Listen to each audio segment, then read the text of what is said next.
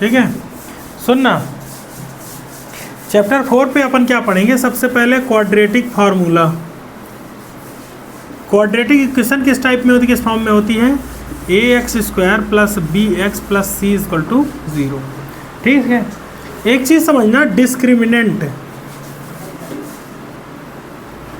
Discriminant की value देखो, कोई भी इक्वेशन आएगा यहाँ से a b c की वैल्यू निकाल लोगे अपने से, है ना, कंपेयर करके। फिर डिस्क्रिमिनेंट d की जो वैल्यू होती है वो होती है b² माइनस 4ac। क्लियर हो गया? तो अपन ये d की वैल्यू निकाल लेंगे। ठीक है, उस पर अपन टेबल देखेंगे। यदि b² माइनस 4ac की वैल्यू 0 से ज़्यादा आती है, यानी कि पॉजिटिव आती, पॉजिटिव मतलब प्लस में वैल्यू आती, b² माइनस 4ac की वैल्यू यदि प्लस में आती है, प्लस में आती कैसे? जैसे प्लस का 31 आ गया, प्लस का 37 आ गया, ऐसी कोई वैल्यू यदि निकल के आती है तो इसमें क्या होगा? 2 रियल डिस्टिंक्ट रूट्स एग्जिस्ट, बन जाएगा। दूसरा, यदि b² माइनस 4ac की वैल्यू इक्वल टू 0 आती है तब लिखेंगे 2 equal root exist, 2 equal roots exist. ठीक है, और यहाँ पे यदि b² माइनस 4ac की वैल्यू 0 से कम आती है, क्या आती है? 0 से कम, तो लिखेंगे no real root exist, no real roots exist, बन जाएगा। यानी कि इस केस में कोई भी रियल रूट नहीं होंगे। आंसर जैसे इसका आता है, मान लो -37, -141, -143, यदि ऐसी कोई वैल्यू आती है तब इसमें अपन क्या लिखेंगे? क्या लिखेंगे? No real root exist. ये ठीक है, no real root exist. Clear हो गया? थर्ड वाले यदि निगेटिव वैल्यू आती है तो, या कि निगेटिव मतलब माइनस में यदि वैल्यू आती है, यदि इक्वल टू 0 आता है तो इक्वल रूट एग्जिस्ट।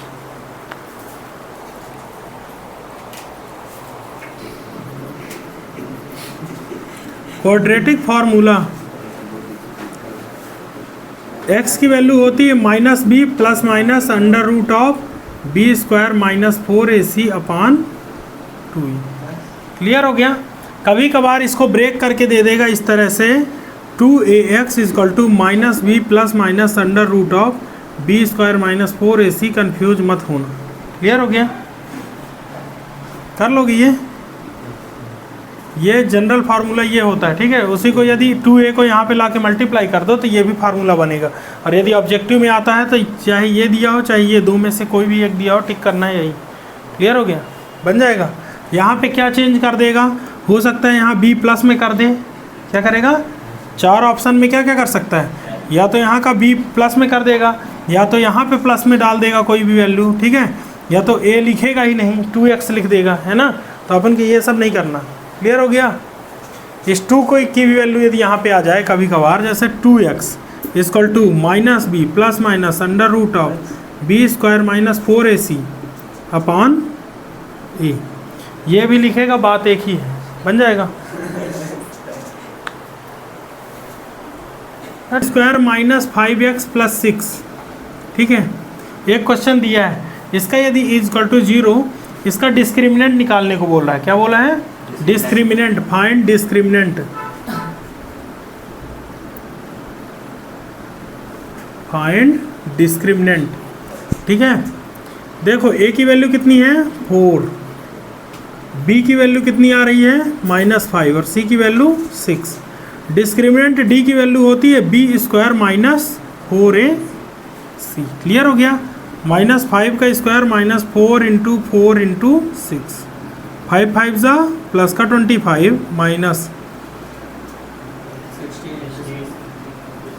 96, 6 में 5 गया 1, 9 में 2 गया 7, 71। ठीक है, 71 वो भी माइनस का आ रहा। डी की वैल्यू निगेटिव है, b² माइनस 4ac से कम है। क्या लिखेंगे? b² माइनस 4ac की जो वैल्यू आई है वो लेस देन कितना आई है? 0 से कम आई है। So no real root exist, so no real roots exist. सुनना, यदि डिस्क्रिमिनेंट निकालने को बोलता है तो यहाँ तक डिस्क्रिमिनेंट अपना निकल गया, इसके बाद कुछ मत करना। यदि निकालना है नेचर ऑफ रूट, क्या निकालना है? Nature of root. तो नेचर ऑफ रूट्स जब निकालना होगा तो अपन ये भी बताएंगे कि रियल रूट एग्जिस्ट करते हैं कि नहीं करते। क्लियर हो गया? यदि नेचर ऑफ रूट का मतलब कि किस नेचर के हैं, यदि रियल रूट हैं कि इक्वल रूट हैं कि नो रियल रूट हैं, तो वो तीन चीज़ें जो पहले पढ़ाए हैं तो बताना पड़ेगा इस पर। ठीक है।